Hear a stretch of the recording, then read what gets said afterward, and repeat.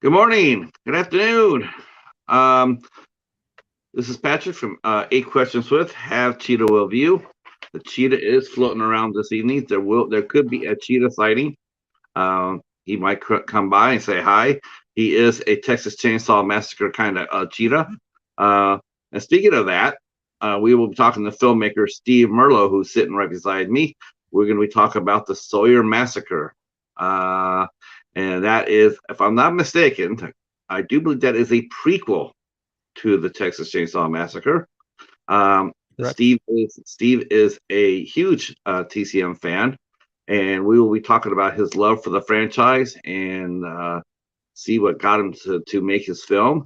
Um, as somebody who may know, this is not our first. Hey, monkey. He says, "Welcome, Steve. Can you see the chat? Okay, Steve." I can't see the chat actually. I can't. Uh, Maybe if I probably could. It's on YouTube, right? At right. least the link I shared was on YouTube. Maybe if I just open up the YouTube browser, I'll see it there. Because sometimes I don't see the StreamYard chats. We'll try. We'll see what we. We'll see if it He shows says up. hello.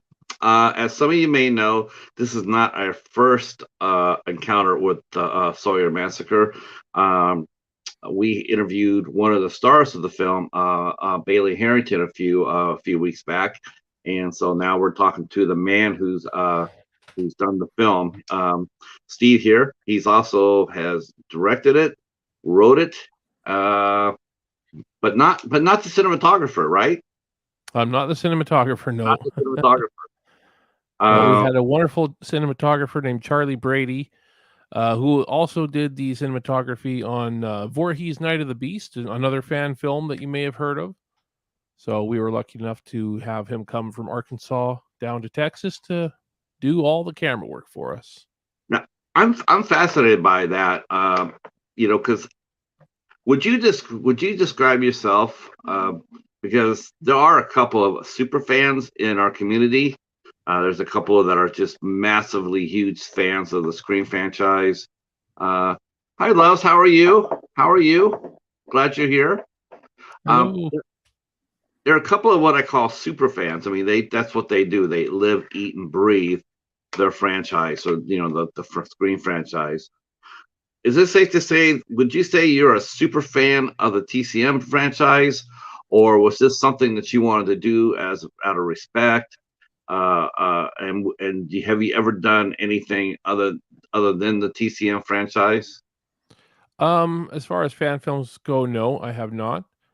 Um, would I say I'm a super fan of the franchise?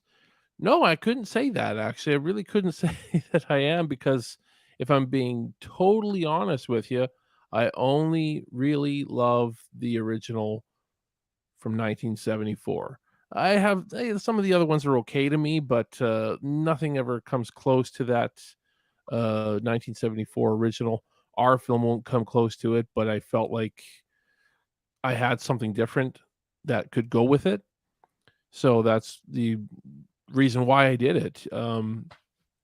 Yeah, but I can't call myself a super fan of the franchise. In fact, there's some there's some movies in that franchise that really disappoint me. But Yeah. and I won't say which ones, but you probably have an idea. But you know, We'll get you to we'll talk about that because I'm with you. There's some movies in the franchise that yeah, I'm not exactly enamored of too, but I think I think hey Al, how are you, sir? Al Lucard is in the chat. My hello, co-pilot, hello. the Midnight Society, and the the master of all things, Tubi, and also Oh, a legitimate bat. Not very many people know that, but he is. He likes to sleep upside down. cool. Now I Uh, know. yeah. Well, because because it's funny, when I mentioned the super chats. Oh, there's the sign of the bat. So there's is to me it's like I said, this is my first encounter with. I mean, I have never seen one before. Like a super fan. Like I know people make fan film, and I always think of it as more like a homage, more as a respect, more as just they want to leave their own. their own legacy to the franchise. I know, like, some of the bigger franchises, like Friday the 13th and Halloween or whatnot. They even have novelizations. Yep. Of course, you have your massive conventions that are built around a certain franchise, or as well as a genre. So it's an interesting world, and the fan film is just fascinating to me because it truly is, and I think you can agree with this, obviously, but it really is just a labor of love, isn't it? Oh, definitely. You wouldn't do it if you weren't passionate about it. That's for sure.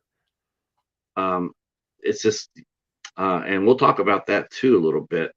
Uh, we will be starting our big questions here in a few minutes. Those who can share us out, that would be awesome if you can. Uh, we're talking to Steve Merlo, who is the filmmaker. He's the director, the screenwriter, um, the master of the craft table. Did you have a good craft table for your shoot? Craft services, it was scattered. It was there, but it was scattered. We had our production manager had an Airstream, which Uh-huh. was great. Which was great because it was suited the time period of our movies. So if we got it in shots, it wasn't a big deal, and we did get it in a few shots. So and we had all the craft services and all the catering was brought there and all that kind of stuff. So it was great. It was great. Good times.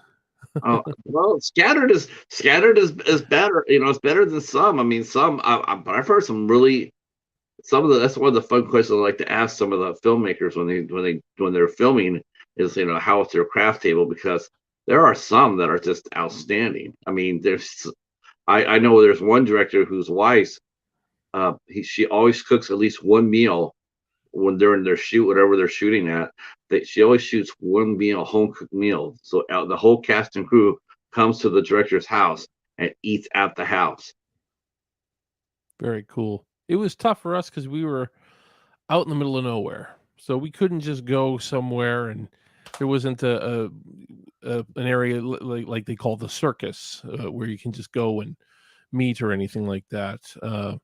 It was all on site, and there was nothing for miles for a lot of the shoot. Anyways, for a lot of it, we were out in the middle of nowhere, just nowhere else to go. So Yeah, it you're all went you're into the Airstream.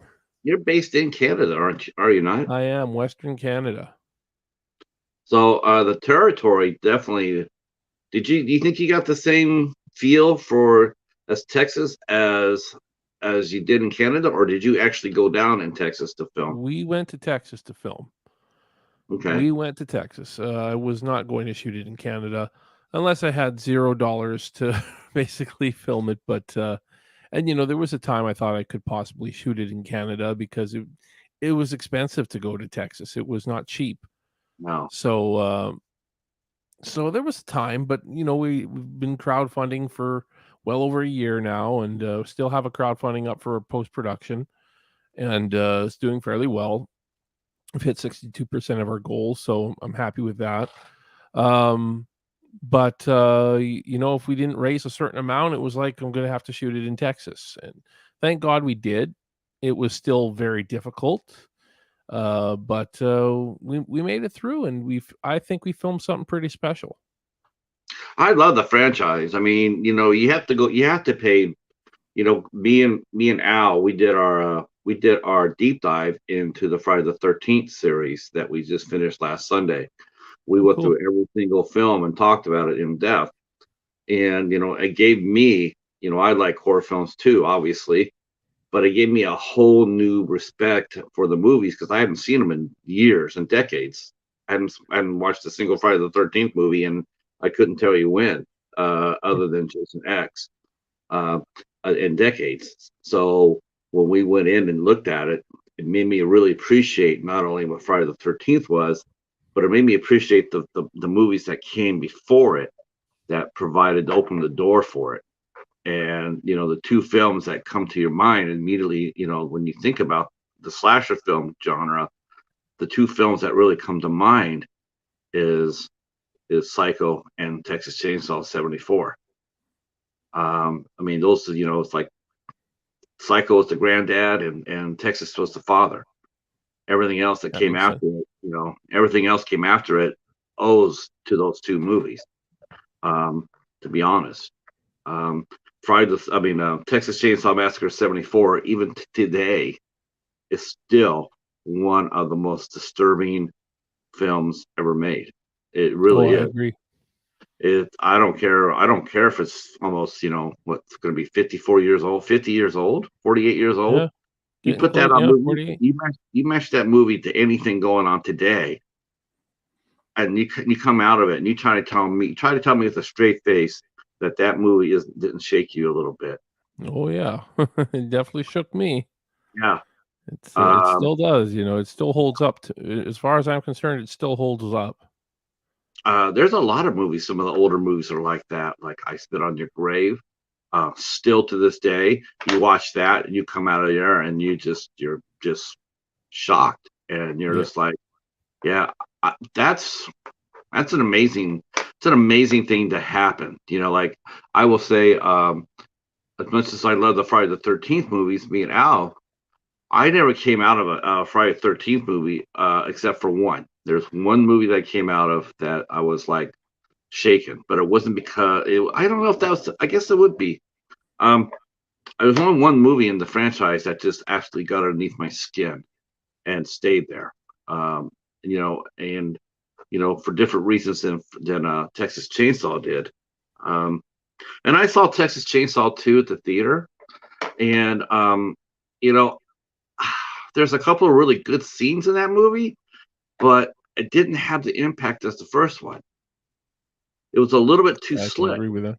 Yeah. which is really something because you really think about it. You watch the first Texas Chainsaw Massacre, and it looks like it got made for like $500, and you're sitting there and you're going like, oh, this is so gritty and so, it's so, it's just grainy and gritty and grindhousey, and then lo and behold, you do the parts, because they didn't have any money. You get the next movie. It has probably what, 5, 6, 10 times the budget as the first one, and yes, somehow it took a big step backwards. And it's one of the. Do you think you agree with this, that it's one of those probably one of the first movies that showed, or franchises that showed, that more isn't always more. Sometimes less is more. Exactly. Yeah, I agree with that. I mean, you I have more definitely agree money, with but that. you're not necessarily making a better movie out of it. Exactly. Yeah. So I mean, it definitely shows in those two movies. And hey, the Texas Chainsaw Massacre 2's got its fans. I'm not gonna shit on the film. It personally wasn't for me. I never really got it. I didn't get the humor very much. A lot of people love the humor in that film, and hey, that's great. I I didn't get the humor, so it's like, You and I are a lot alike yeah, about that, because yeah, there's another franchise that came out, and I still to this day I keep talking about it too, because it's always been in his career, and I just want to if I ever got a chance to meet him, I would just yell in his ear, make a fucking comedy already and be done with it. And that would be Sam Raimi, because Sam Raimi created another classic horror film in The Evil Dead. yeah, But by the third movie, it's a parody of itself. yeah. It's a full-fledged comedy, and it's just like I truly don't understand the disconnect between you go in there, you got a fantastic first film. You start showing cracks in the second one. I'm going to try to make this a little bit funny, and then in the third one, you don't even bother to try. We're just going to make a straight up comedy out of it. And it's for someone who loved, you and I both, I'm sure, both loved Evil Dead. I just don't get his style. I mean, he did the same thing with Spider-Man.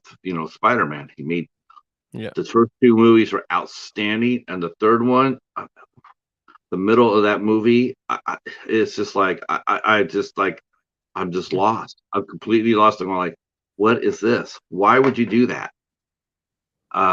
So, but let's talk a little bit about you. I think I gabbled enough to get us past the 8 o'clock. No 8 worries. o'clock.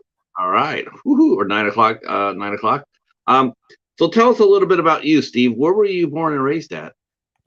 I was born in Trail, in British Columbia. My parents divorced when I was 8, and then I moved to Edmonton in Alberta for a year or so. And I moved around quite a bit when I was a child, so I lived everywhere in Western Canada, pretty much. We'll say that.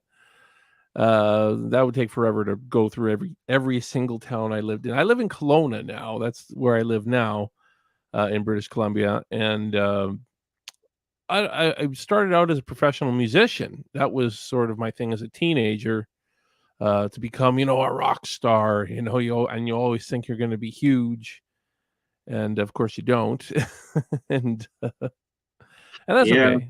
yeah, I did okay with it, though. I mean, I did. I made some original music, and then as it got better, I played a lot of covers and made money playing in bars and weddings and bar mitzvahs and retirement parties and all that kind of stuff. And then I owned a music school for a while, taught kids how to play and teach them how to be in a rock band. That was kind of fun.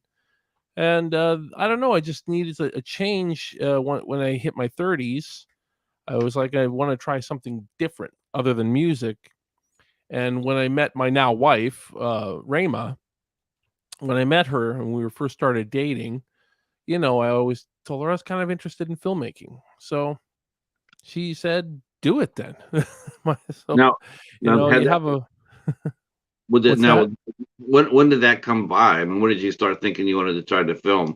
Was that when you were growing up, Um, when you were playing music, or was it afterwards? How I old were you? started thinking while I was playing music, when I was playing in the bars a little bit. Playing in bars, you start to think, well, is this really the music career you really want? And you're making money and stuff like that, and that's cool. I'll never, take anything away from that. I still do it from time to time, not so much these days because of COVID has kind of changed all that. But when I was doing it for a living and I was on the road every weekend playing a different bar, and the bars get really boring. It's just a fact, and you're playing the same boring music every night. And so there was times when I was doing that in about my mid to late 20s where I thought, geez, I should try something else. And I thought maybe I could do a stand-up comedy routine or something. I thought that, although I don't think I'm funny enough. I just don't think I'm funny enough to do that. And but I liked the idea of it because I knew how easy it would be as far as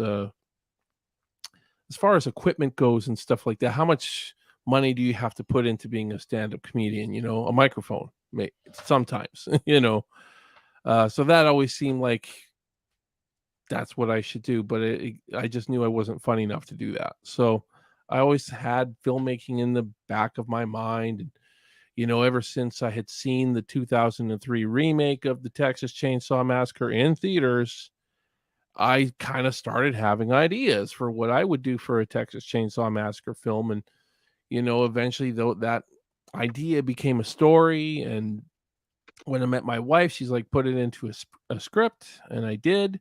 Wasn't a very good script, but it was something to build off of. And I think that I continually built off of that script until I had something that I felt was worth actually filming. I hope No, I didn't no, with blabber on too much there. I hope I didn't avoid the no, question in any way. no. What was your first screenplay? It was a Texas Chainsaw Massacre, and again, it eventually turned into the Sawyer Massacre. Eventually, but it was originally titled First Annual Barbecue, and it has some similarities, but I had to. I mean, I knew it had to change. A lot of changes had to be made, and it was just one of those things that I would put it away, write a different script, make a short film, all that kind of stuff. Try different things, try different genres of movies. I even tried uh, my first feature film, which never got released, is a romance drama, believe it or not. Like a huge left turn. And again, we still have never released that movie, but maybe one day. And I tried some comedy here and there, so just some short films, just to try some different things. But then I kind of got back into the horror, did a couple of short horror films, and one of them one of the short horror films I did won a few awards. So I was like, maybe I should get back into horror, and I did.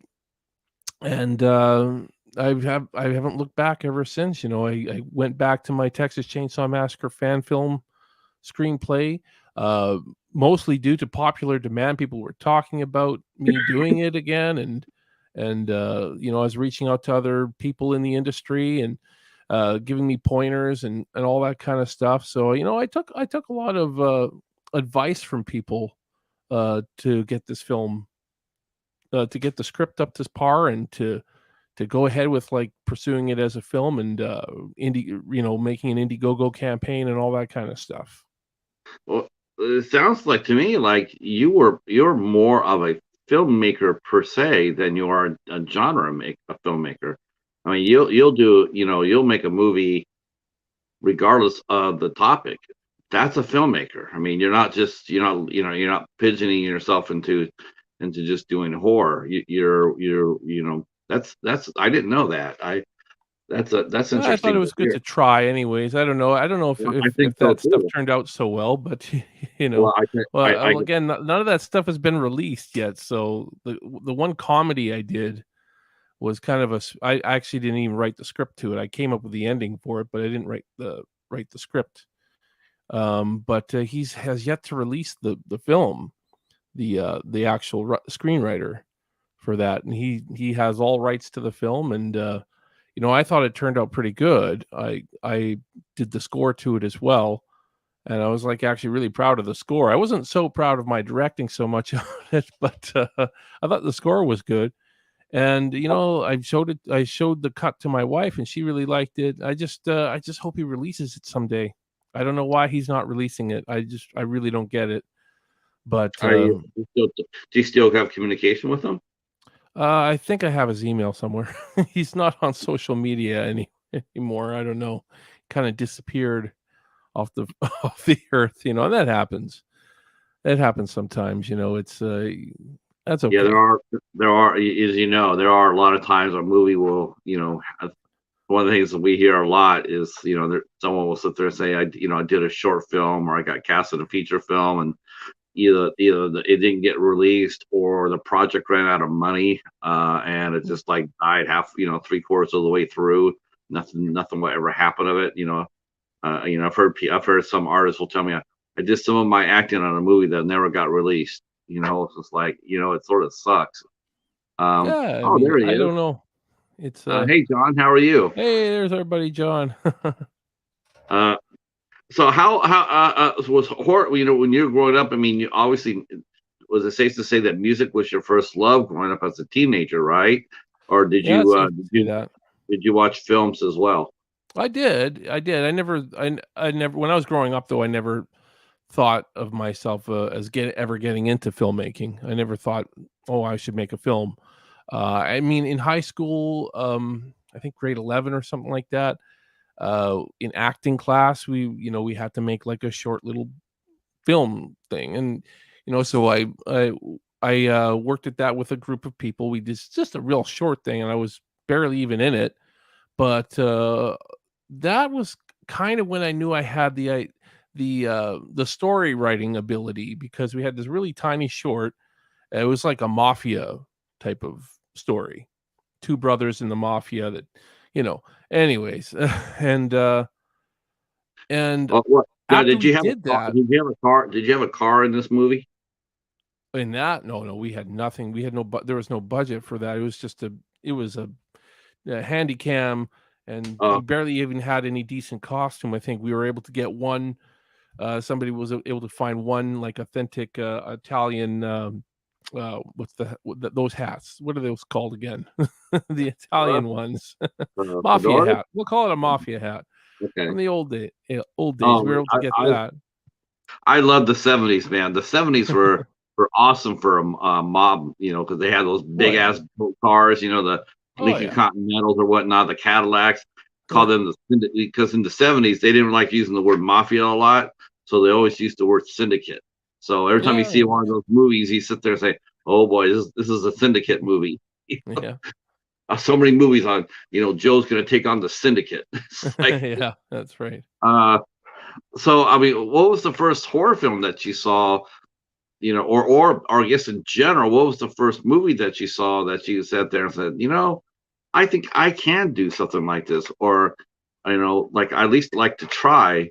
And what equipment and what training did you? What equipment did you get first? What was your first piece of filming equipment? I guess a camera. I didn't go too heavy in equipment, camera, tripod. That's about it. I still have it. I use it for my audio interface, a Zoom H4n, so that was the extent of the equipment. And I just learned to work with people that had good equipment and knew how to use it. Because I ultimately knew that I was not a very techie kind of person. Like I tried to learn how to operate cameras and stuff like that, and it was kind of beyond me, I knew the types of shots I wanted, so but actually operating cameras never really I never did very good with that. So but I mean, I guess as far as the first film that made me think I could possibly be a filmmaker was probably the 2003 Texas Chainsaw Massacre, because that was the movie that got me the inspiration to actually write my script. Um, and it's a little bit of it was because it did certain things in that movie so well, and some of the other reasons were because it did some things in that movie so poorly that I just wanted to I wanted to balance them out. It's a very polarizing film for me. I find it like some things are really awesome in that movie and other things just really drag it down. So I mean, did it make me think though that I could do it? Not necessarily. It was just why not give it a try? And even when I was writing scripts, when I was just working on my script and all that kind of stuff, I never really thought that I would maybe direct it, because I knew I had never done any directing before, and you got to get some experience. Yeah. But the people in the local film community always said, just try it. And, you work with some of us, and we'll give you some pointers along the way. And definitely, the first time out directing something was very intimidating. And I know I was very flustered and all that stuff. It's easy to get flustered if you don't know what you're doing, that's for sure. Yeah. It's still easy for me to get flustered while filmmaking, because there's just so many moving That's pieces so that. surprising you say that, because as a musician, I mean, it takes a long time to actually learn. You can learn to play guitar, but I mean, to actually play a guitar, Mhm. to play it, that takes time and experience. And to me, Oh, I for would have sure. thought that I would have thought that you would have transferred that over to filmmaking. Like, okay, I'm not. I mean, it's not like anybody wakes up the next, buys a guitar today. Mhm. If I went ahead and bought a guitar today, I don't expect to be playing like Stevie Ray Vaughan the next day. Yeah. Well, I got the guitar. How come not? How come I don't sound like Stevie Ray? How come I'm not like Prince? It's me. You had to give you had to give yourself a break. Yeah. 'Cause, Oh, yeah. yeah. Um, but were you surprised at how long some of the process was? No, not really. Not really, because I mean, I had already heard people saying that it takes them years to perfect their craft, even just as a screenwriter. Yes. I've heard screenwriters say that it took them 15 years to sell their first script. And I'm That's not true. even trying to sell my scripts. I'm not going to try, because I like creative control. I do. So I've never bothered trying to sell any of my screenplays. Um, but it is a long process. You got a lot of trial and error, and you're always learning. You're always learning new things. There's so many ins and outs. Man, filming the Sawyer Massacre was the biggest learning experience as a filmmaker. I learned so much making that film. I've learned more on making the Sawyer Massacre than I did in any of the past projects I ever did. Not that I didn't learn on those projects, because I totally did. Hmm. But some of the stuff I learned while filming the Sawyer Massacre was it's stuff I'm gonna take with me for forever. How many And short films did you film, Steve?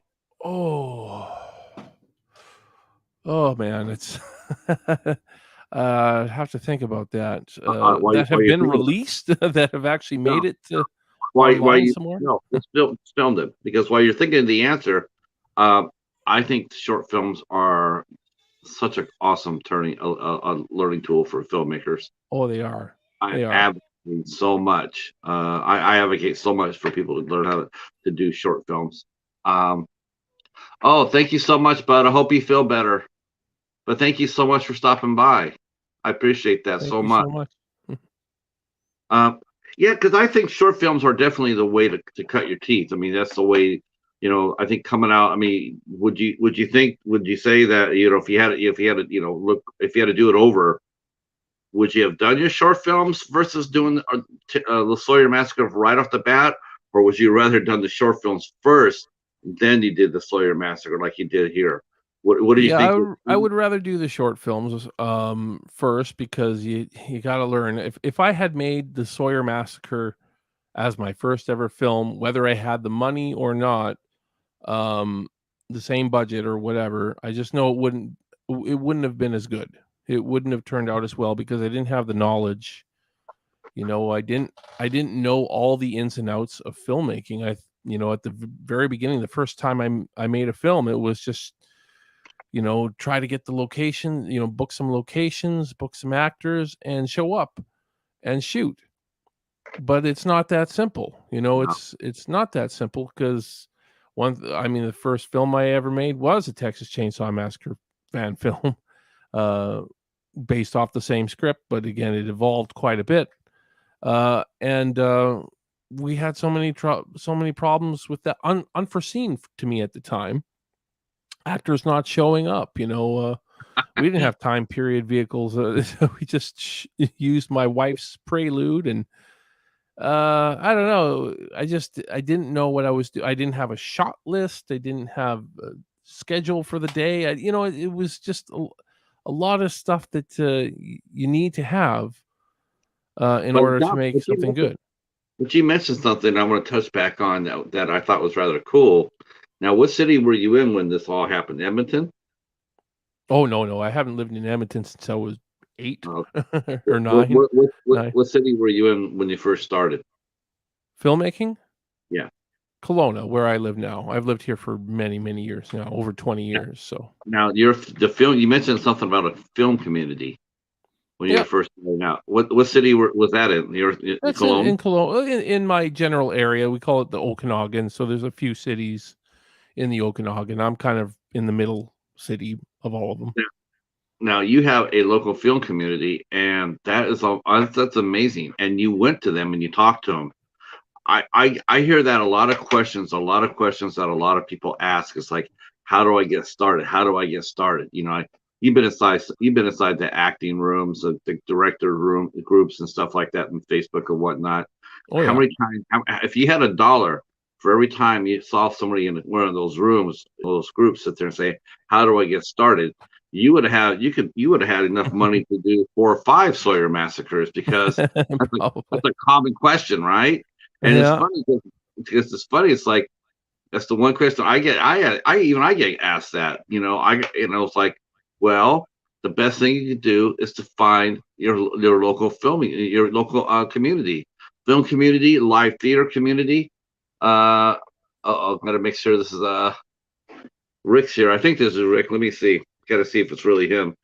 Sometimes people imposter Rick, so I gotta always make sure out the password. Make sure it's really him. Yeah, because he says Sawyer, but I'm not sure if that's really Rick. But we'll see in a minute. Okay, because if it's really Rick, only he'll know the password. Oh yeah. Yeah. You Oh yeah. you guys people hacking them all the time? Oh, everybody wants to be Rick from Underground Subrosa. So, uh, Rick was a guest on here too. Oh, cool. Yeah. And the good thing is, if you are you, oh, it's him. Okay. So you have to throw out the password is Cheetah, but you always have to make sure because people always try to impersonate. Good to see you, Rick. So I mean, the fact that you had a small film community that embraced you, that reached out to you and said, "Hey, yeah, whatever you need, whatever you have questions for us, we'll help you out." That's pretty cool, don't you think? It is, and I won't. I don't know if I could say it's the whole film community. It's a couple people, really. At the end of the day, You know what? That's a um, lot more than a lot of people have. it is, and that's the thing because you know what, the big people in the film community haven't really embraced me, but there are people in there are you are going to find people in your own film community that will give you guidance and opportunities and it's out there for sure. It's you just have to reach out and volunteer. Volunteering was something that was very valuable to me. Any chance I got to volunteer on a film, doing something small, I enjoyed doing that. It was good. It was a good learning experience. So yeah, it definitely it helped me get better for sure. Wow. He did everything the right way. He I did hope everything the so. right I way. don't Yeah. know. I Yeah. never know. I don't know. Now, now, do you think Always learning. you mentioned about the not everybody embracing you. Now, is that because fan films have a stigma attached to them? I guess so. I mean, and back then, like we're talking 10 years ago, fan films hadn't really caught on at that time. It was kind of a, a touchy thing back then, because there's all those rights then it became, nowadays fan films are everywhere in every genre. So I mean, it's just that you can't make money off of them. That's fine. I Yeah. was never in it for the money, so I mean, it was just a passion thing. But a lot of the people that I was contacting back then were like, "Oh, you're doing this Texas Chainsaw Massacre ripoff, basically." I'm like, "Well, it's not necessarily a ripoff, but but you try to explain that to them, and it's doesn't go anywhere, So it is what it is. So 10 years ago, the word fan film wasn't really going around so much. I mean, I'm sure it existed, but it's not like it is today. So Yeah, today does seem to be has a lot more, actually carries a lot more weight and a lot more respect than it did. Because, and believe me, before horror fan films, I mean, there was one other genre that paved the path for the horror, and they got ripped worse than horror genre they ever did, and that's the sci-fi genre. yeah. Holy shit, they got ripped. Their asses got ripped. I'm surprised a lot of those filmmakers were able to still walk straight, because they got teased and ripped and mocked so mercilessly for what they were doing. I mean, the sets. I mean, they do their movie, and I mean, it made the '70s Doctor Who, which you're probably too young to know about, No, but no, I grew up on 70s Doctor Who. The so you 60s Doctor Who. saw how horrible those sets looked, right? Hey, And look, the 70s was a huge improvement from the 60s Doctor Who. We'll just say that. I mean, it was, and so the early sci-fi, they had sets worse than that, and they Oh just yeah. got teased like hell. But eventually, it did slowly turn, Yeah. especially once the money got bigger, and especially if they could cast a former crew member, Yeah, or yeah. cast member that get all of a sudden it's like, you're making a Star Trek fan film, whatever. What's that? You got George Takei in it? Oh shit! I gotta go see this. Right? Exactly. Nothing's changed about the movie from 5 minutes ago, other than me telling you that George Takei is in my movie. So it went from like, oh yeah, whatever, to like, oh, okay, you must be legit, and that's gonna be Yeah. I guess that's gonna be a little frustrating too. Um, John's asking you a question. He says, "What made you a fan of Texas Chainsaw Massacre? And what other horror movies are your favorites?" Ooh, Uh, cool. What uh, made me a fan of the Texas Chainsaw Massacre? Um, is the fact that it actually scared the bejesus out of me, and I think there's something fascinating to me about being scared. For me, it's the whole point of watching a horror film. Uh, I remember being very, very young, and I think it was a cousin of mine showed me a picture of Leatherface, and I thought, "Oh my god, that guy looks terrifying. What the hell's wrong with his face?" And then this my cousin told me, well, he cuts people's faces off and wears them as masks. And I thought, being like a 6-year-old kid, that is terrifying to hear. It's absolutely terrifying.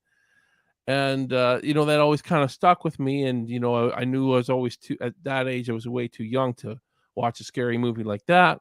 By the time I think it was about 12, I finally was brave enough to watch it. And at first I didn't. At first I thought it was a little boring, the Yeah. early stuff in the film. But once all the scary stuff starts happening, it's like, whoa, okay, now we've got a movie. And as I got older, I kind of understood the film a lot more.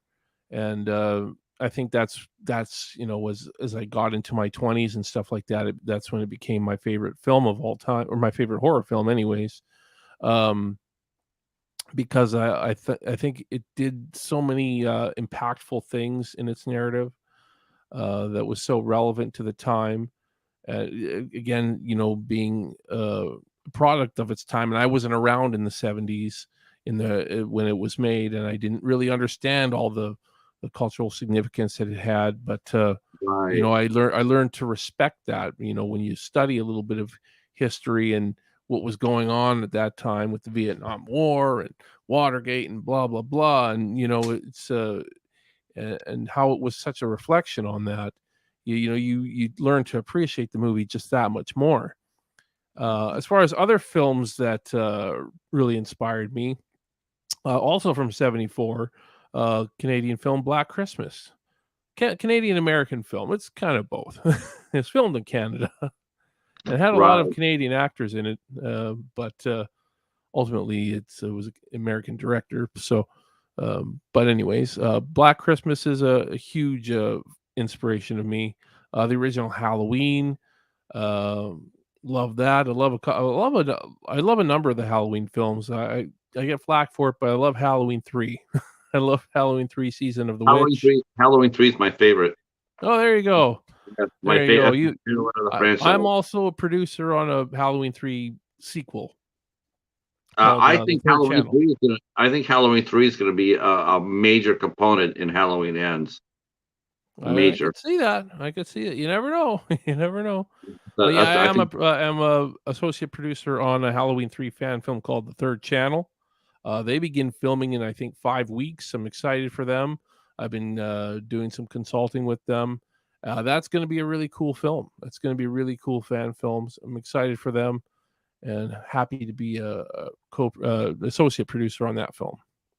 got a couple more questions here. People are popping off here. I'm glad to see this. This is Sounds good. engaging. Let's see.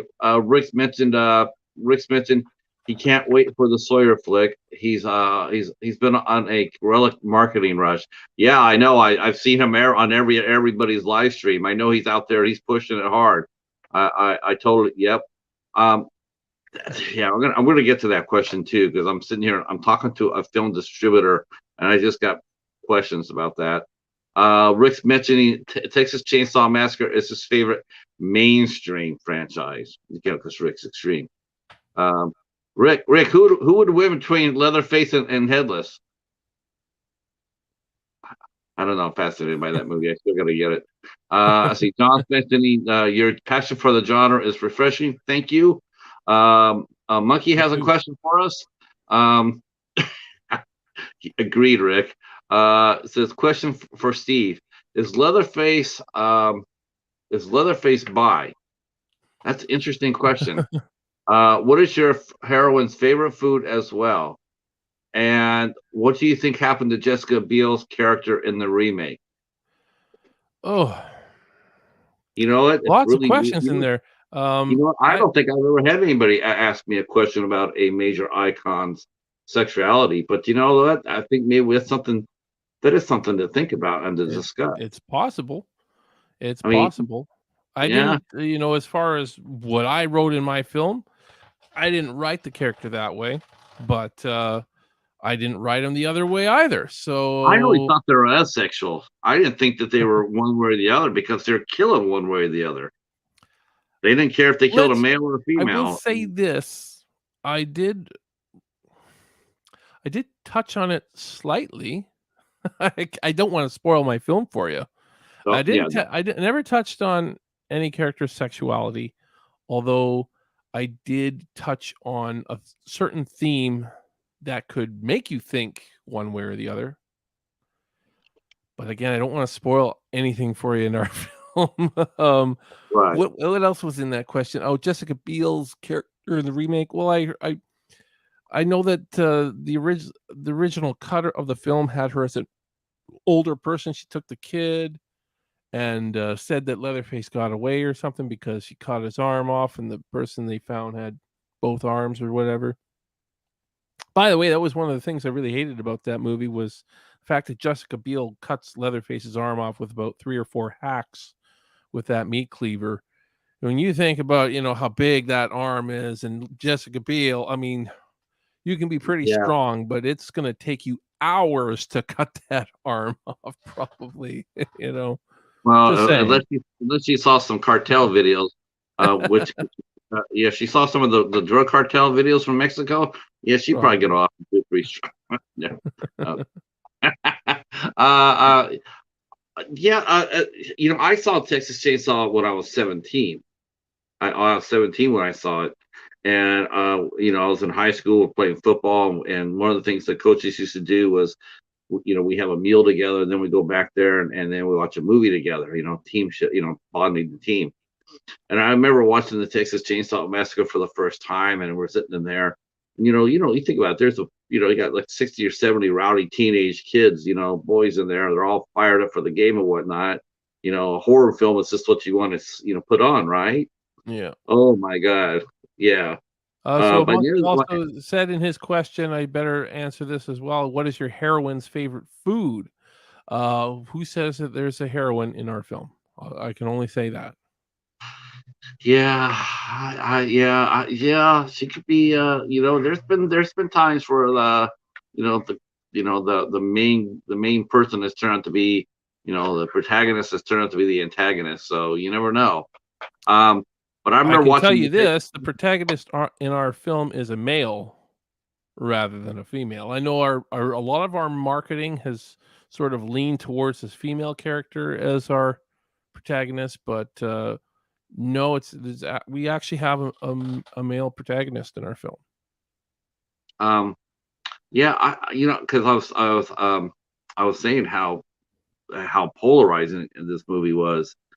Is that you had a bunch of testosterone kids in there, all fired up and everything else. It was one of those movies that afterwards, like, half the team left. They're going like, no, especially the scene where Sally's at the table. Yeah. That caused about half the team to walk out. They're going like, you know what? No, just no. But yeah. Uh, so I do think it was a great franchise for you you liked it. It's something you knew, um, and you got encouragement from your small community. You got your wife helped you out a lot. I mean, is it safe to say your Yeah. wife is really the driving force behind your creative force? I would She, say so. I would actually say so. Like she got really heavily involved in the early days too. Like I mentioned that I couldn't run a camera. She could run a camera, and she could do scripty, like she could pick out all the continuity errors in a film. So she could do that no problem. And she did. I kind of miss having her on set actually because she's awesome, and I feel like things flow really well with her on set. But ever since we had kids, it's been a little tough for her to get out on set. So it's just the way it is. But I could never ever forget how much of a driving force she is. I always gotta give credit to her. So I probably wouldn't have made that leap into film if it wasn't for her. I probably wouldn't. And if I did, I wouldn't have had quite as much encouragement. I probably couldn't have made it past the failures I had early on as a filmmaker. Because that's the thing is you're gonna fail as a filmmaker. You're gonna release some stuff that people are gonna mock and criticize, and if that breaks you, then that's it. If it yeah. doesn't break you, if you actually can listen to that criticism and take it for what it is and learn from it, then Well, there's a I chance mean, you can. there's a difference between a peer coming up to you and offering you constructive criticism more than just someone, a faceless person behind a Very keyboard true. I know what you saying, mean. Yeah. I've So had both. I've dealt with uh, both. yeah, I would think so. I mean, like I said, I mean, fan films, like we touched upon. It's like, it's like they're polarizing, and either for it or they're against it. I mean, and the early days of fan films, they just weren't very good. I mean, to be honest, they just weren't very good. But they were made from love. That's the Yeah. person they love. They spent a lot of time doing it. And it's like, one half is like, yeah, it's not all that good, but then again, there's plenty of things out there that are not that good, that have 100,000, 100 times the budget, and they still can't get it right. um Yeah, I know what you and mean. I think if you come from that place where you want to, when you want to make a movie, or like this, like the Sawyer Massacre, you want to make it out of respect and out of homage and out of you enjoy the franchise, it's been influenced you a lot. To me, it's like, I don't really give a rat's ass what anybody thinks. I'm going to do my movie, as far as the faceless people, as far as the peers, offering me help. I would welcome that. I would say, Oh, how can definitely. help me make my film better? Please help me. Um, John's asking another question here. Oh, Rick says that Leatherface likes blondes. I'm not so sure about that, because I know a blonde that didn't make it through the movie. Oh, really? Yeah. Which one are we Yeah, talking I about? was actually, the Cheetah wanted to ask you about that too, but I put him in timeout. He wants to know why Bailey was the first girl killed, and I was like, I had to hold him back. Let's see.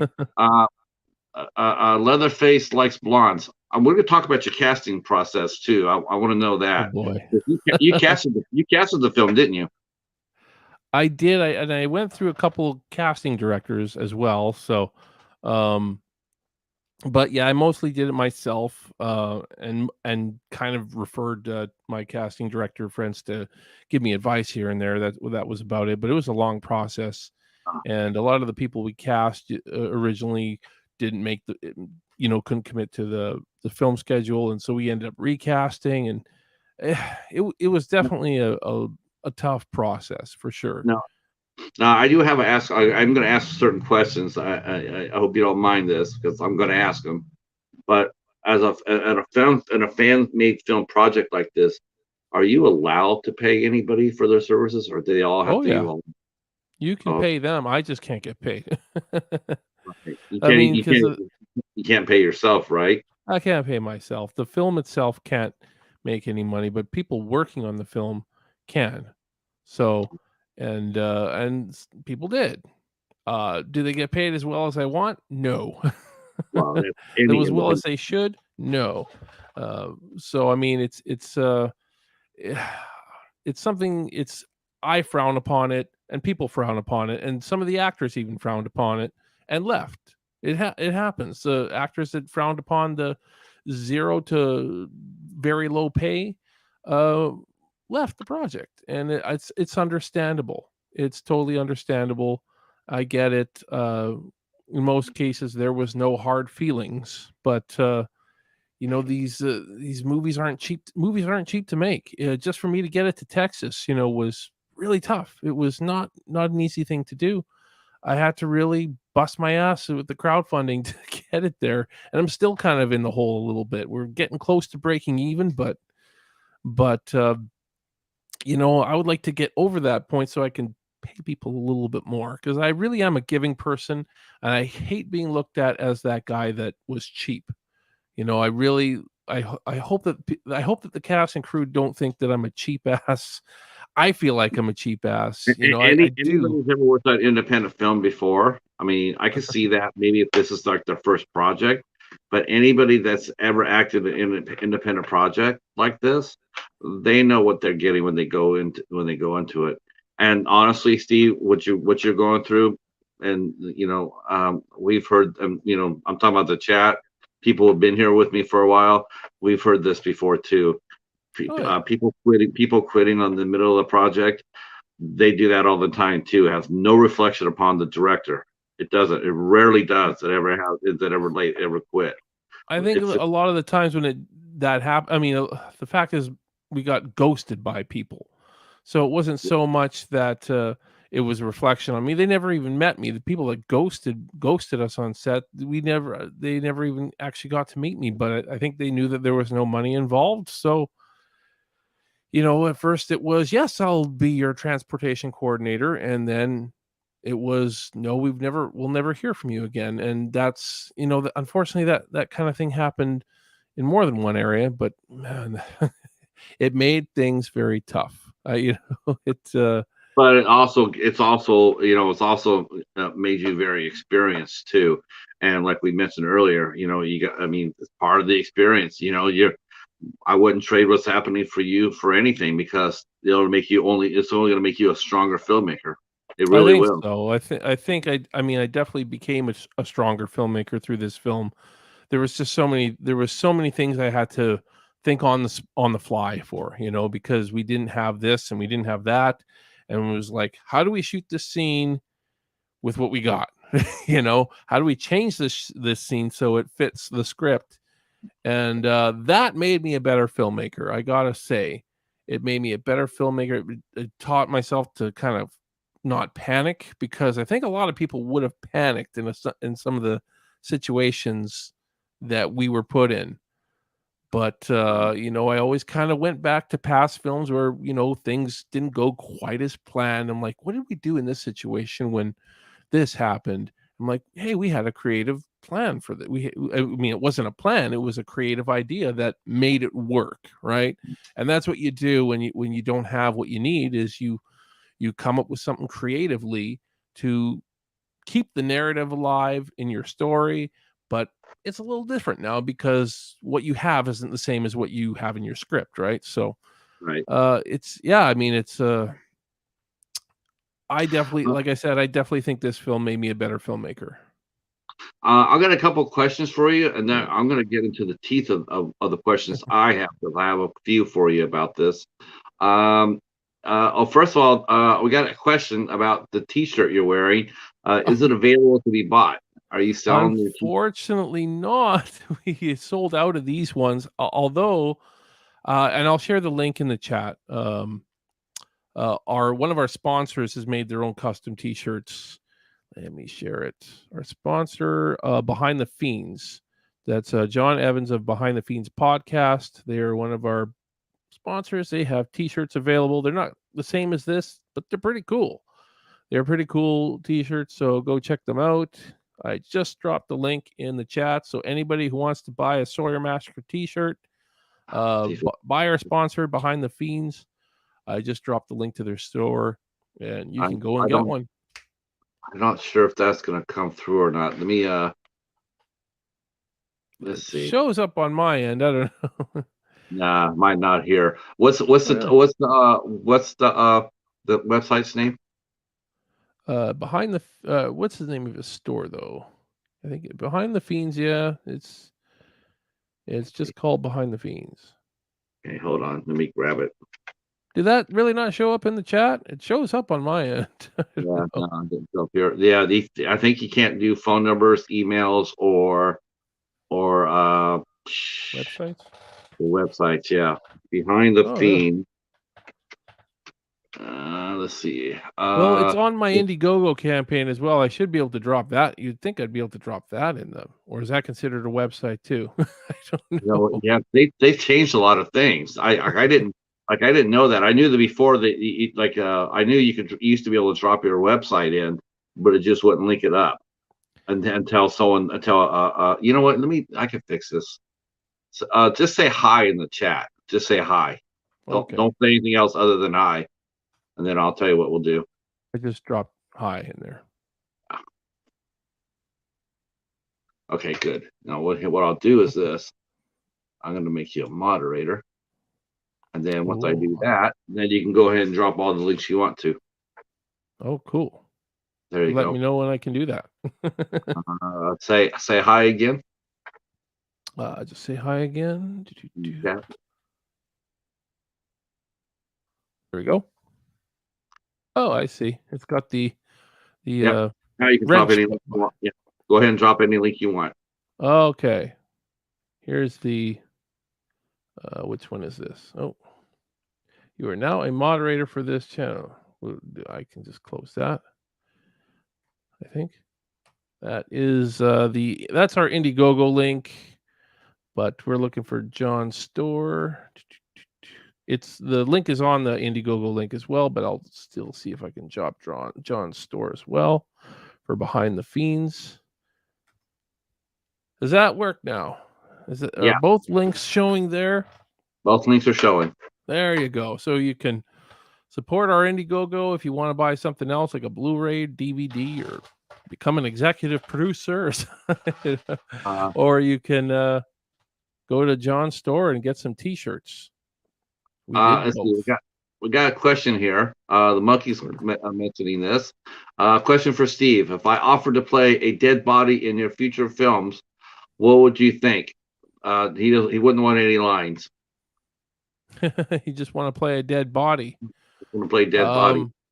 Sure. That maybe there'll be a perk on the next Indiegogo. I hope I never have to do Indiegogos again, but that's probably unlikely. I probably have to keep doing Indiegogo campaigns. And but John, you never know. And John says that he would like to volunteer to help if you just want to, if he wants to learn by the process. So there you go. You got a couple of people are willing to help out. But I do want to talk about that's how you do it. Yeah, that's how you do it. I agree. That's how I got my start in music. I started volunteering. So my question is, you're doing a fan movie. How?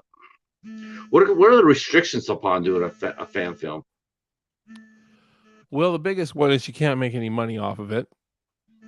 You have to advertise it as a fan film, as a non-for-profit.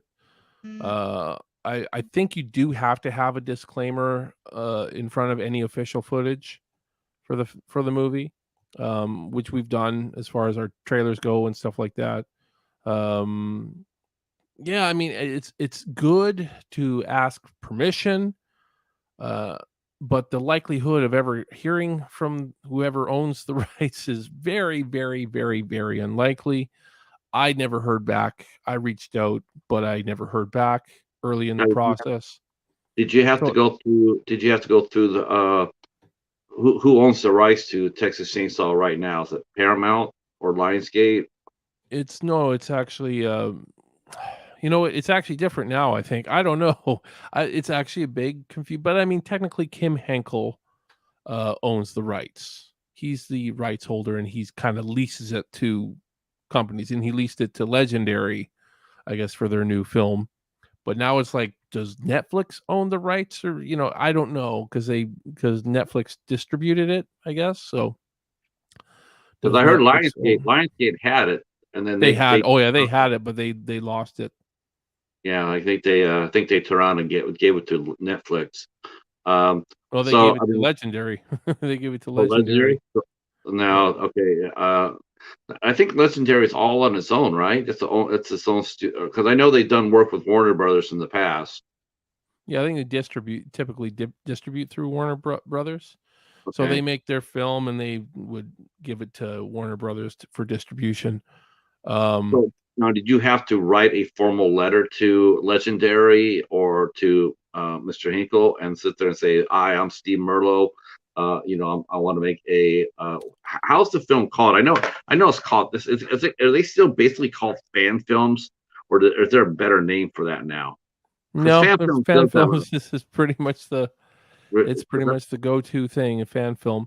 I mean, I don't remember exactly what I did. I think I just wrote an email. I think I did one to both Kim Henkel.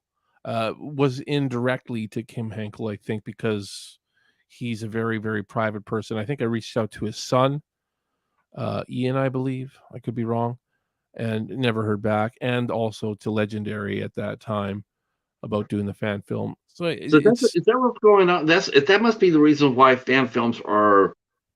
Because before it used to be where you couldn't even move, you couldn't even tie your shoelace unless you had explicit instructions from the studios. But you're telling me you didn't hear back from anybody? Nobody. Yeah, I didn't hear back from anybody. So it is what it is. I mean, the likelihood that here's the reason why. Here's the reason why they don't care. They know you're not going to make money off of it, and if they do, they'll sue you. That's just Yeah. the fact of the matter. They'll sue you, and if they notice you're getting maybe a lot of traction or something, maybe they'll reach out, or I don't know. I Yeah. thought, once we started getting a lot of traction, that somebody would reach out to me, but nobody ever did. Nobody ever reached out to me. So we went ahead and we made our film. Nobody shut us down. It's always a possibility, though. I mean, the fact is, you can reach out, but they can shut you down if they want to. The fact is, they can shut you down at any time. Yeah, that's the thing, and I know I've seen that. I've seen that so many times where there would be a project running, being made, and next thing you know, there's that cease and desist letter coming through, like you can't do this anymore. Yeah, that's crazy. I heard That about that with one Halloween fan film. I guess they got some publicity through one of the horror websites, and they got shut down. I don't know why. I don't know exactly what the reason was. Maybe they didn't have fan film attached to it in any way. Maybe there was no word of fan film anywhere in any of the publicity stuff, and that could be a factor, because you're at that point you're promoting it as an official movie, and you cannot do that. It has to be unofficial. So I think that is one of the things to make sure that you have in your film, is that it is a fan film. No, Monkey. There's no such thing as a bad question in any of my interviews, and there's no such thing. The only bad questions are questions that are unasked. Which is why I'm asking Steve some, about the guts of this movie. So now it really takes a leap of faith, doesn't it? I mean, here you are. I mean, think about. I mean, you must be somewhat always looking over your shoulder, though, right? I mean, here you go. You go ahead and you go through the route. You go through channels. You sit there and say, you write to Legendary, you write to Mr. Hinkle. Nothing from either side. So then it's like, okay, I got past that hurdle, sort of. Now I'm going to start. Now I'm going to start storyboarding my movie. Where am I going to? What setting am I going to set it in? You start your budget meetings. You start your Indiegogo. I mean, you got everything in motion, and at the same time, you must be holding your breath. Is that safe to say you're holding your breath? You still are. You still are holding your breath. Well, I mean, the movie's been made. At this point, there's really not the movie's been filmed, so I mean, they can send a cease and desist, but it's already been shot. So they can sue me if I make money off of it, but they can't sue. I mean, I don't think they can sue me if it makes no money. So, but they could have shut the production down. I mean, was there anything in the back of my mind saying that when I went to Texas that somebody's going to hand me a cease and desist letter? There was potential. It was in the back of my mind, sure, that was a possibility, but I mean, how are people going to be able to find the movie? I mean, like if someone like myself or Monkey, or someone who didn't necessarily contribute to the Indiegogo campaign, how are we going to be able to see and get a copy of the movie? We can't sit. It's not like you can sit there and say, send me $20, I'll make you a video copy, because you can't do that. No, you can't do that after the fact. Right. So how are you going to get your movie out? How are you going to distribute it? How's it going to get seen? Like now, I mean, I want to see it, but I don't see how I can do it. Well, other than simple. You send me a private link. It's simple. It's going to be on YouTube for people to see. That's where all the fan films are right now. I mean, there's Never Hike Alone is on YouTube. All the Jason fan films are on YouTube. All the Halloween fan films are on YouTube. Yeah, and there's some other streaming services you can do as well. But I mean, I think that YouTube is because it's free. I'm not going to make any money off of it on YouTube. So why would you make a movie that had no chance of making money? Why would you do that? I mean, is it strictly just for the love of the franchise, Steve? I mean, pretty much. I mean, I've never been motivated by money. I've never ever been motivated by money. But at the same time, if I was to make money in this business, that would be great. And I think that a fan film like this is an opportunity to open doors more than anything else. And if the doors don't open, whatever. I still put a movie out there, and people will either like it or not like it. Some people will like it, some people won't like it, and that's fine. It's not going to be for everybody, but I made the movie that I wanted to make. If it opens doors, great. If it doesn't, that's fine. I'll just keep doing Indiegogo stuff or whatever, and make my movies that way. But I've never been motivated by money. I've just been motivated by art, and I just want to go and make art. At the end of the day, look, what else can I really say? It's I'm not a rich man either. I'm not a Right. rich man, and it'd be cool to make some money doing this, but I never ever went into making this film with the intention of making money. Breaking even would be nice, though. Breaking Yeah. even would be nice. Yeah. But again, it's like, how do you do that? Oh, I'm close. I'm actually not that far. We have our Indiegogo up. I can keep my Indiegogo up until we release the film and cover any expenses that I want. And I can go over that breaking even point so I can pay people more. Anything we do make over the breaking even point is going to go to the wonderful cast and crew that didn't make much during this process. It wasn't their film, but they sure put a lot of love and passion into it, like it was. But at the end of the day, I want to see people get paid, because it's I just don't feel good about it. I don't feel good about people not getting paid. But I would volunteer on somebody's project too and not expect to get paid too. So maybe I shouldn't feel as bad about that. I don't know, but We got a couple. John and Monkey have been superstars in this interview. I just want to awesome. shout them out. John's asking.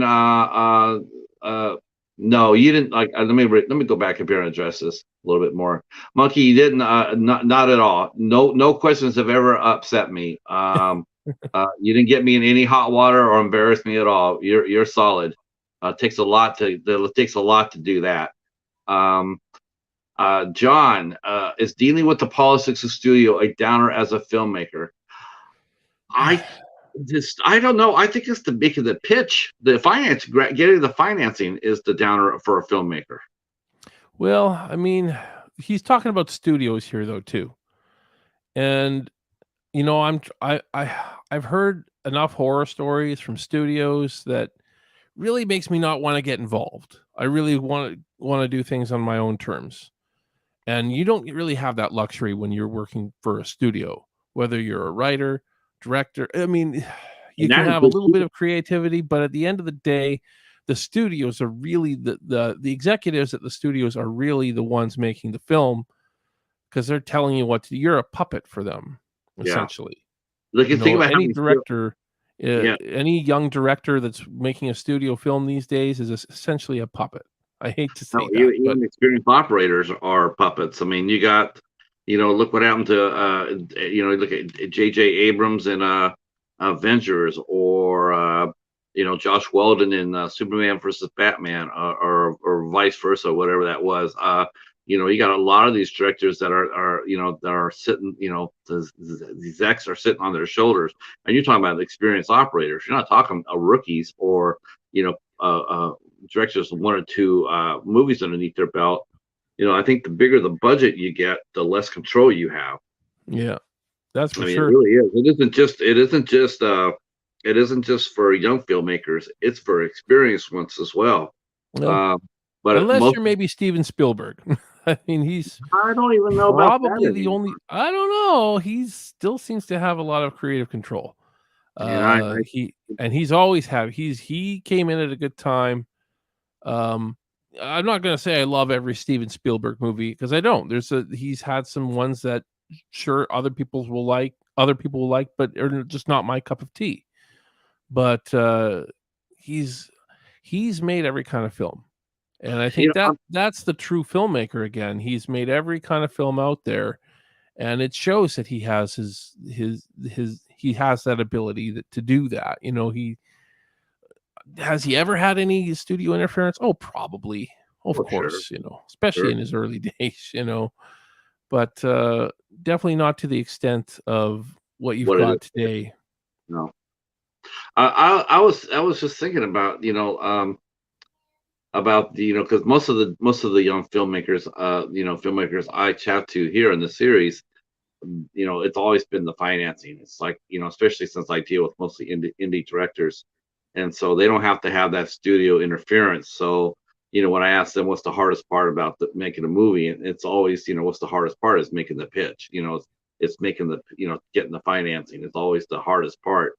Um, and it's been pretty darn consistent with it's like throughout I've done 150s of these with maybe like 7 or 80 of them are directors, and they always say the one thing that's the hardest thing is getting the money. But I'm sitting here thinking about this, thinking about your answer about where we just watch this movie at, and I think honestly, what you're doing, I mean, some actors do this on their YouTube channels or whatnot. They put their acting reels out there. I think these movies are, I think they're your directing reel. When you get this movie up and you put it up there, I think it's a terrific directing reel. I mean, I It think is if it's good. That's all I well, gotta you know say. what? It all depends. You know what? What good is totally is subjective. It It's is. always Oh yeah, for it's sure. always It is probably subjective, but if except for if Halloween it's a more '78. popular film rather than an unpopular film, then you got a better shot of going somewhere and getting more films funded, because popularity is, I hate to say it, that's what's going to do it. That's I don't like saying it's a popularity contest, but if enough people like what you're doing, they will support you doing the next one. So Yeah, uh, I mean, you're ultimately, right. that's the goal. I mean, you're right. I mean, it is. I mean, when you put your movie up there, it is going to be about what you can bring to it. Hopefully not, because a lot of directors, a lot of producers and whatnot, they can read between the lines. They don't have to be bowing to that. Just because someone has 200,000 views on their movie does not make it a good movie any more than me watching a movie and turn around and telling everybody that's a good movie. Just Yeah. because it's said doesn't always mean it is. So you're right about that. I mean, you could have 20,000 people watch Massacre against someone else watching having 200,000. It doesn't make your movie bad. It doesn't make your movie. It doesn't make you any less of a director. It just means that your movie hasn't been seen as much. People have to discover it. But Right. I do think that. Okay, let me catch up here. I have to catch up. I hope I don't lose my train of thought on that because I'm going somewhere with that. He has a John. Let's see. Monkey's got a question for you. Then a question for Steve. Who that you worked with would you would you recommend? I can get it out to 2,000 people. Send me a link where it gets out in the future, and I'll get it out there. So basically, what he's doing, he's volunteering himself to help promote your movie. Well, there So you go. you guys need to connect Well, on that. share our teaser trailer for now. That's the only link that's out right now. I Uh, can share Bones, that link in the yeah, description too. Bones, if you're in there, can you grab that and drop it if you're still here? Oh, if Um, you got the teaser, yeah, I can do it. Okay, I or won't if you bother got doing it. it. Let's see. Yeah, we'll drop the link down for that. If not in the chat, we'll drop it down in the description box down below for the teaser for the Sawyer Massacre. And okay, let's see.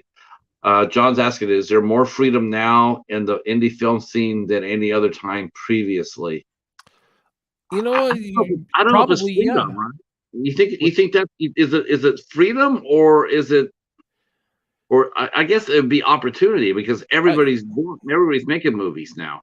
that's true. I mean, they kind of go hand in hand a little bit, though. I mean, at the same time, so it's so much easier to make a movie than it used to be. So there is freedom, and there's opportunity. I mean, if you have a creative mind, if you can do something for cheap, it's go out and do it. That's I don't know. I mean, yeah, there is a lot more opportunity now than I think there was, say, 5 years ago. Um, I don't know. At least I've noticed it for me. you know, I think 5 years there's ago, nobody knew who I was, and I was making movies. So, but uh, I think this is one thing. This is one thing I will have to say that's probably it's a catch-22 per se, but I think in the end, I think it will help the film directors more than not. If Rick's still in here, he can mention this as well. I would like maybe get his input. But I think now the fact that there's less physical media outlets there than there used to be. See, I mean, distributors are. I don't understand some of the distributing how it works. Right? I have a movie. I made it for $15,000. I'm bringing it to you to distribute.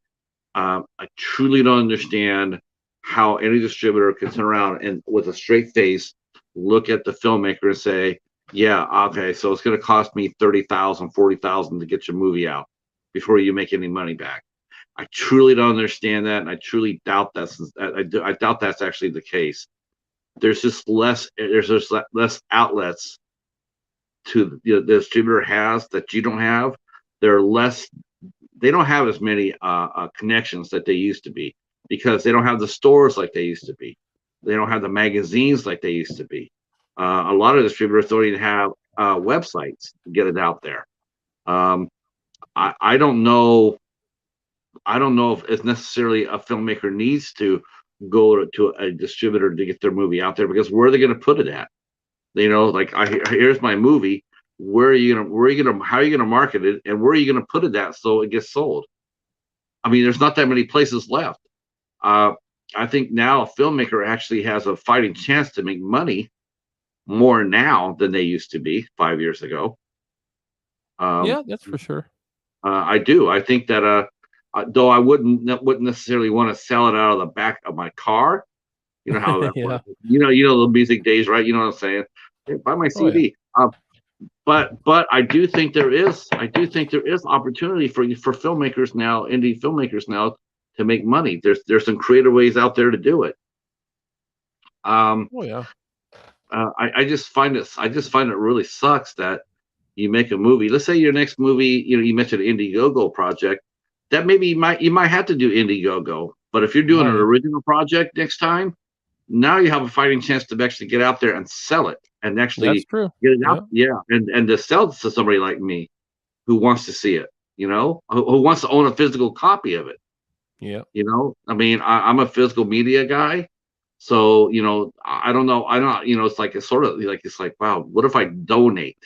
Are you allowed to take anything if I donate? I don't know how that works. Like you want a copy of the movie, just donate $20 to our campaign. Is that making money? I don't know. Are you making money off of me for your Sawyer Massacre movie? I don't know how that works. As far as like the Indiegogo goes, like if you were to buy a Blu-ray, Right. there's the money is going into the movie. Yes. So anytime somebody buys a Blu-ray, not all of the money. I mean, getting Blu-rays and DVDs made is not that cheap either, but there is a portion of that does get that is as profit, so that all helps that all helped to get the movie made, because movies aren't cheap to make. It's not easy, so if there wasn't at least some margin of profit on physical media such as Blu-rays, DVDs, t-shirts, hoodies, VHS, we got keychains and stuff like that on there now, keychains and magnets and really Now cool stuff. now while you can't sell the movie per se, but all the merchandise that's around it is yours. That's your creative. That's your creative license. Are you allowed to make movies that way to sell the like T-shirts or keychains or magnets and stuff like that, sweaters? Are you allowed to make money that way to do when you do a fan film? Yeah, but again, it's all. I mean, physical media doesn't go a long way. I mean, if the movie becomes very, very popular, Yeah. then I could sell more physical media. But I don't. You're definitely not going to get rich off of that. I don't see that happening. So, but yeah. I mean, you can. Let me see if I can. I don't think Bones is here. Let me go ahead and now if I want to okay, the trailer's up, right? So I just type in Sawyer Massacre trailer. Teaser official teaser. You're looking for the official teaser because we have our old Indiegogo ones. Have two others that were Indiegogo teasers. I guess technically this is an Indiegogo one too because it's attached to our Indiegogo campaign, but it's official. Like all the footage you see in that teaser is footage in the film, whereas Okay, the ones before were just shot as promo. so I want to say official teaser, official trailer. Let's see if that's it. It should even say official teaser right on the thumbnail. Yep. The Sawyer Massacre, the Texas Chainsaw Massacre. You did it last month. Yep. Okay. There it is. Okay. Oh yeah, I see your disclaimer. You have to put that up there for everything, don't you? For anything official, Yeah. you definitely have to put that up there. Okay. So this is. I hope this is what you're looking for, Monkey, because I'm dropping you the teaser, and then if you want to share that among 2,000, that'll be awesome. And afterwards, where I put all Steve's information down, and let me go grab your link too, Steve. Or let me. It's you are. Is it Meat Mungus Merlo? Your official For channel? the Yeah, for your for channel. my YouTube channel. Yep. Okay. Because I want to do that too, because I want people to be able to find you that way, so they can connect with you. Sounds good. I do lots of live streams on my channel too. Yes, Have yes, guests on sometimes, but I noticed that. you notice that. You got to, you know what though? Hey, that's promotion. You know what? You know what? You know what can I say? That's what you have to do. Let's Yeah, see, I mean, at the same time, I started doing that as promotion, but eventually it was just kind of fun to do, and I just I enjoy talking to people in the chat, and no, I I think don't know. that's actually it's absolutely what you should be doing. Okay, here it is. I'm gonna go ahead and grab your channel. Wow, you got a lot of heads. You better be subscribed to me. Am I Are you subscribed to you? Yes, I am. subscribed? I am subscribed to you. That would hurt my feelings. All Nope, right. it says I've subscribed to you. There is Steve's channel right there. So if you connect with him, I'm sure he's got his other links to, if you want to write the email and everything else, they're there on his channel. Please stay in touch, and please if you want to help him out, I mean, yeah, by all means. That'll be just amazing. 2,000 Very heads. appreciated. Yep. Hoping to Okay. break even on this movie. Help me break even on this movie, guys. We're gonna Or at do least our come best. close. We're Eh, gonna do our best. I'm not that far off. We already got you and one of your actresses. And we got Doomsday in here. I know he's you know what? I gotta talk about this. I want to talk about this. I told you I was gonna have questions for you. So you heard of the term pay to play, right? Pay to play? I've heard of it. I don't know exactly what it means. So this is one of the reasons why I think a lot of projects now are really suffering from the Indiegogo and Hmm. GoFundMe or whatever crowdsource you use. I think there used to be a lot more support for projects like this back a few years ago. I think the reason why it's struggling now is because of the pay to play that's been going around, and that is, used to be where you would offer your program, you offer your, say your campaign, right? Mm-hmm. And a lot of people will sit there and say, pay, one of the perks of your campaign is for $100, you can go out there and get killed by Leatherface. All right, so people will donate $100. Of course, you have to find your way out there to the set, but Mm-hmm. that's what it was, right? Oh, okay. And so what happens is you get out there and people are paying the $100, right? But then all of a sudden they're coming out there and maybe they're donating $500, right? To get out there. And then what happens is the producers are turned around and they're removing working actors that you've cast in roles. Okay, I'm playing the mailman, but because this guy donated $500 to the campaign, now he's going to play the mailman, and I'm going to play the paper boy. You understand what I'm talking about? Yeah, I get you. Have you heard about that? I mean that's a common perk in crowdfunding. I think I know some people don't like it, but Yeah. and I can understand why. But at the same time, I know that there are struggling actors out there, good actors that want to be in quality projects, and if they want to pay to be in it, that then I see no issue with that. I mean, we did have that as a perk in our campaign. Uh, Um, Now, did you have a and perk as far as a speaking role, or did you have a yeah, perk? we had both. We had Get Killed by Leatherface, and we had speaking role. Have you Yeah, ever have you ever replaced an actor who auditioned no, for a no, no, role? never did that. No, And no, that's we wrote in specific roles for anybody who got those perks. So okay. I never replaced an actor. Although one person that did get the speaking role, we didn't replace the actor. The actor quit on us, and I upgraded him.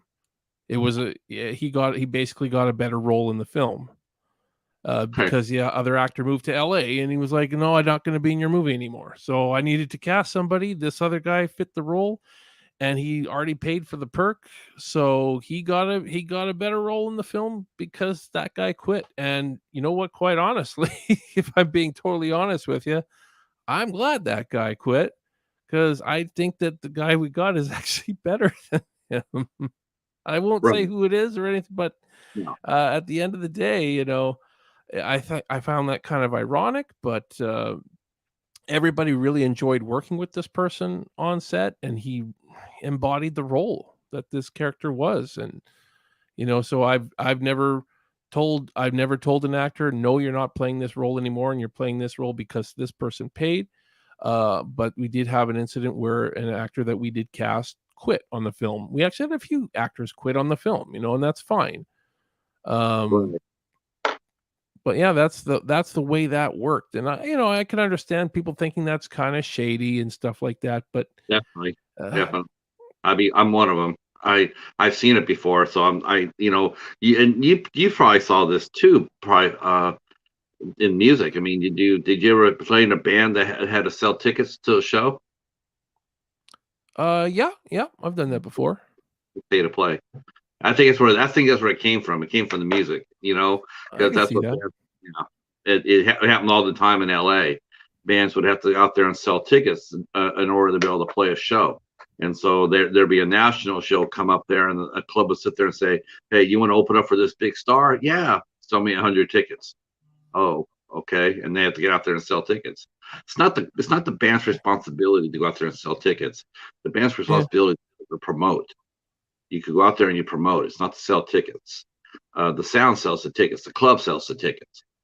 It's not the artist's job to sell tickets. I just that's how I feel. I've always felt that way. But that's been a common practice lately, and I've seen it affect a lot of movies, and it's actually hurt the movies too, because the movies are getting made, but unfortunately, because they're being made with non-trained actors, a lot of the movies just come out and they just blow chow. They made their budget, but then the finished project is dog shit. Because yeah, because you got Joe Mailman in a role that should be given to a trained actor, an actor with experience. But because this other guy was donated $2,000, now he gets to do the role, and I guess it's a catch-22. It's like, mhm. yes, you got your movie made, you made your budget, but you also put out a shitty ass movie that's going to probably that's not going to get seen or going to get seen on Tubi, or it's not Yeah, going to people aren't going to give you any credit for it. yeah, So it's a catch-22.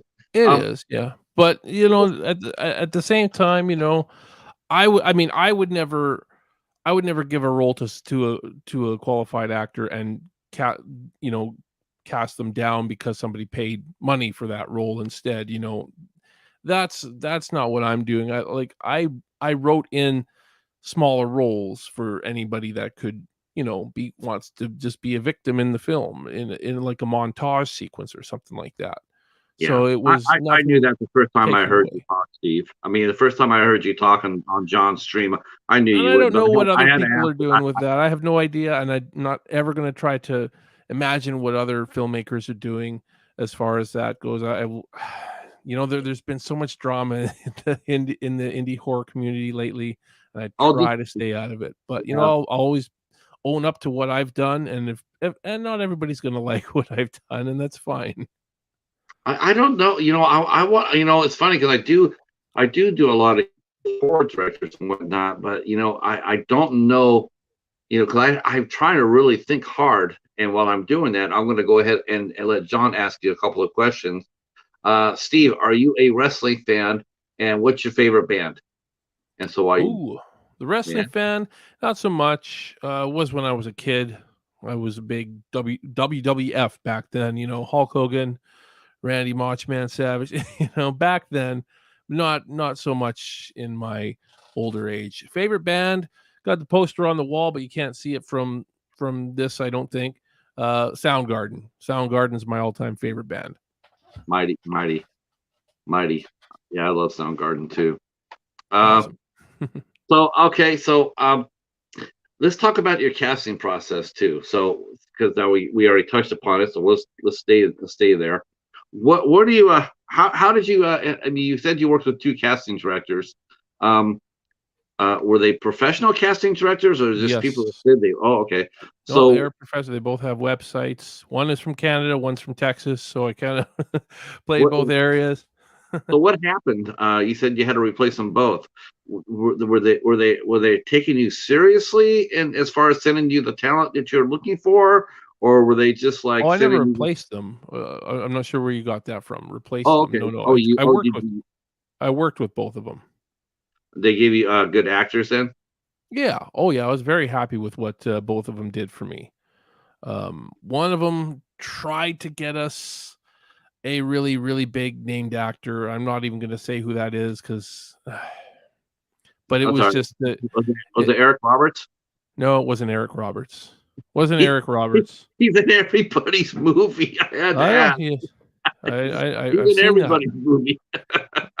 Hey, there's nothing wrong with that. No, I not think at he's all. got That's why. some. I think That's he's why I got asked. connections to the indie community, but Yeah, it he wasn't does. Eric Roberts. I had somebody specifically in mind for a role, and this was before we had raised any money.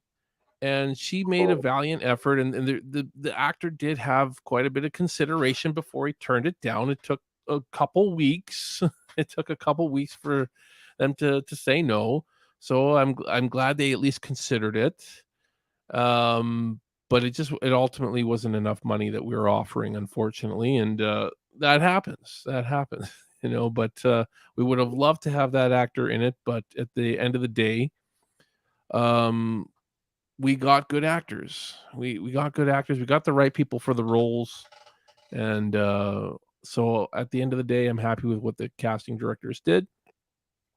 I did some of it on my own too. I outsourced a bit on Facebook and stuff like that, and went through some agencies in Texas and stuff like that. But you know, uh, but they did great for me, and they both did it for free. So I have no beef with the casting directors I worked with. They both did it because they loved the project. And I appreciate that more than anything else. The fact that both of them read the script, loved it enough to say, "I'll do this for you for free." So that means a lot to me. The fact that there was a lot of people that did that too. I mean, I was very blessed to have wonderful people, waive a fee that they would normally charge for something like this, and do what they did. So thank you very much to both Angela Quinn and Michael Druck for the amazing help that you guys have both given me in I making love. this film. If I had if I was going to do any role in the movie business, I was going to do any role other than interviewing people. I would love to be a casting director. That would be the ideal thing for me. I just love finding talent. It's just fun Yeah, for me. So that's awesome. how did you like? You said you did a little casting yourself. How did you enjoy that process? Was it something you enjoyed, or is it just something you'd rather let somebody else handle? It's something I would rather let somebody else handle because I think the casting I did myself, I took in a lot of auditions that were let's just say not as good as the ones the casting directors brought, so I had to filter through a lot of bad auditions, basically. So um some of them I'll never forget, in fact, but I mean, I still found some good talent though myself, but it's like I had to sift through a lot of terrible auditions before I found a good one. And so I mean, I'd rather not go through that process again. Get somebody who knows what they're doing, who can bring me the right talent, and I'll just make my decisions on who's the best. And but through one of those auditions, man, we cast this one amazing gal from Louisiana named Alicia Graham Allen, that Okay. I casted. None of the casting directors found her. I found her, and she sent me her resume. She emailed me her resume, and it said modeling, no acting experience, zero, absolutely zero. But and she auditioned for the same role as I think about 10 or 15 other ladies were auditioning for. And she blew all of those out of the water. She blew every single one. All the experienced act, and some of them were good. Some of those auditions were good, but even showing them, I showed them to our casting director up here, Angela Quinn. I showed those to Angela, and she said, "Yeah, she's the one for this role." And I knew for sure I wasn't jaded on this.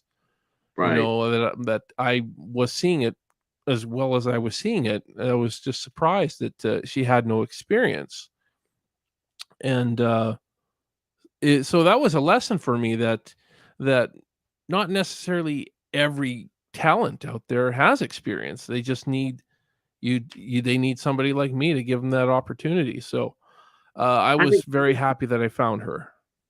I It think took a lot of sometimes sifting too. though. Do you think it too? You think sometimes the actors? I mean, did you find this during the process too of making this film? I mean, because you heard this term. They play to the level of the competition, and do you think that sometimes that's a handicap to a fan film? Is that a lot of actors will only play to they don't they're doing the job because they want the credit it helps any credit you get helps, right? But do Mhm. you find yourself some of the actors come in and they only play to the level of what they perceive the film to be? Yeah, yeah, I could say I've seen that. Um, there was a couple auditions that you could tell that the actor probably had a fair amount of talent, but they didn't they they didn't feel the vibe of the character they were playing, and they probably thought, okay, this is a Texas Chainsaw Massacre film, and we're whatever. So I mean, I don't think all of them do, but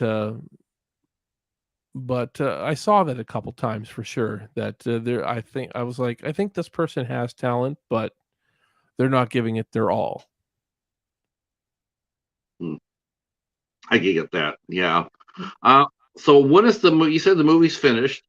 Now, is the movie finished as far as shooting goes, or is it finished as far as the editing go, or are you It's in post finished production? as far as shooting goes, and we've had a first cut done. We're in the process of making some recuts. I've seen some of the recuts. More have to be done. I'm in the process of editing a full trailer now, like a 2 minute length trailer. Um, that's getting there too. So, yeah, it's close. It's close, but after the cut is finalized, we got to send it over to our sound designer, and he's going to make it sound as good as possible. Hopefully, Right. sound great. We had a very good sound on set, but there was certain scenes where we had generators in the background, and it's like, not Are much you can do. Did you do the score yourself? What's that? Did you do the musical score yourself? I'm doing some of the music score. We have a few other composers though. I've made acquaintances over the internet over the last while, and you know what? I get messages all the time from composers. Can I compose your movie? Can I compose your movie? Really? Yeah. Oh yeah. It's almost kind of sad for me to see it. But I think it's the way the industry has gone now. there's so much canned music online now, so much, and some of it's not bad. So I think the majority of indie filmmakers are using canned music. So all the composers that probably used to make a decent living doing this, are reaching out, really trying to find somebody. Let me compose your movie. I'll do Wow. it for free. Even it's. Wow. I don't like that, but it is what it is. That again, the industry has changed, and I'm not going to turn a blind eye to it. It's unfortunate. There's so much canned music, royalty free music that you can find online now, and that's I believe it's taken away a lot from the industry, that you don't have actual composers. So I'm glad that I do have actual composers and I'm not using any canned music. Again, I write music myself. I've Right. already composed some music for this movie, and we've got 3 other composers that have music that they're just really wanting to get in the movie. So thank you for doing that. I only got a couple more movies. I'll let you go after this. But I would want to say, let's see, John's asking, would you work with Bill Moseley if you could? I think it'd be cool if you could. Yeah, I would think anybody would have a chance to work with Oh Bill yeah. Moseley. Yeah. Yeah. Even though Uh, I'm not a big Texas Chainsaw Massacre 2 fan. Sure, it'd uh, still be cool to work with Bill Moseley for sure. but you gotta go see Repo the Genetic Opera. He's awesome in that. There you Uh, go. the monkey says, look at what the number was now. Okay, so yep, so you should see some numbers increase as far as the trailer goes. Oh, cool. Because Monkey shared it out to his following. Thank you Steve, so much. what is your favorite dessert? Um, Ooh. and he I said he wants to play a dead body for free, but he's not the dessert. He doesn't want to be killed by a cannibal. doesn't want to be killed by a He doesn't cannibal. want to be Well, killed by Lita. He doesn't want his face being worn by Leatherface. Uh, oh, favorite speaking of dessert. that, was there any consideration into as far as casting goes, or if the Sawyer Massacre does go really well, and as we all hope it does, is there any chance at all that you would ever cast Brett Wagner, the lost Leatherface? Hey, I've I'm I've connected with Brett Wagner, and a nice guy. I was actually on John Henderson's Doomsday's Crypt podcast with him. He's a nice guy. He is a nice guy. He's a great guy. We've connected. He's liked our Sawyer Massacre Facebook group. He's in the group. He's posted in the group. I would definitely work with him no matter whether I'm making a Texas Chainsaw Massacre film or any film. I think he would be a great guy to work with. I do too. Yeah. Yeah, I he think seems like a I great guy. his story. I heard his story. I was watching his interview with John. Man, that was so freaking heartbreaking. That was just heartbreaking. I was just like, wow, that just sucks. That just sucks. It's but he wasn't bitter. Yeah. You expected to hear a guy like that. You expect him to be like, that's just messed up. But he wasn't. He was very he understood what happened and how it happened, the politics behind it. Business is business, and and it's like, wow, the guy took it better than anybody most anybody I know. I Yeah. had nothing but respect for him. I Oh just yeah. thought about that because John had us all looking for him. Okay. Did you see the trailer that John made? I He, didn't actually know. oh my gosh, he did a trailer looking for the lost Leatherface, and Huh, he had like 8 or 9 of YouTubers to go look huh, for him. really? Yeah, Oh, it was really? fun. Yeah. I Uh, could have sworn I've seen him. I had seen him on Facebook, like in the past, like we're talking 5 years ago or so, posting in Texas Chainsaw Massacre groups and oh stuff no, like that. he was advertising for his interview, so that was part of his promotion. Was he made Oh, a okay. video? He asking us if we've seen him, and he was doing that as a hype video for his interview. Oh, okay. That's cool. Uh, I like Hi, that. Katie. Katie's here. Echo's here. Let's see. That's awesome. Thank you guys so much for coming in. Oh, you're. Let's see. See. Oh, you loved your Disney film video. Oh yeah, that was cool. Yeah, that was fun. That was fun. Hopefully John got his package today too. I hadn't seen him say anything. So hopefully he got your mail today, John, because I sent your package out the same day I sent Katie's. All right, Steve. You know what? I'm gonna go ahead and I have more, but I'm gonna wait till after the movie comes out, and then we're gonna have it No again. worries. Yeah, this has been a lot of fun. This has It been a has lot of been a fun. lot of Very, fun. very, Thank you very, so much very for having me educational. on.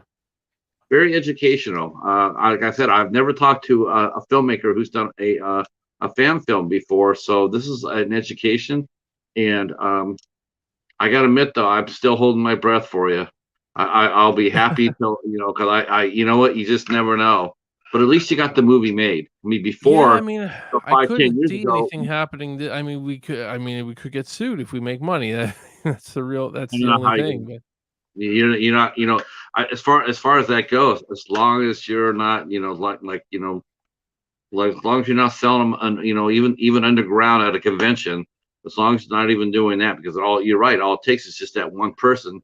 Look what I got. yeah, I bought this over at a convention, and he puts it on YouTube, and there you go, right? I yeah, mean, it's so that'd be horrific. oh yeah. But I'm very excited for the Sawyer Massacre. I appreciate you coming on and sharing your secrets with us. Thank you for casting Bailey and letting us have a chance to talk to her. She's an amazing actress. You're a tremendous guy. I really enjoy talking to you very much. Well, thank you so much for having You me. It's you been have a my lot of pleasure. passion.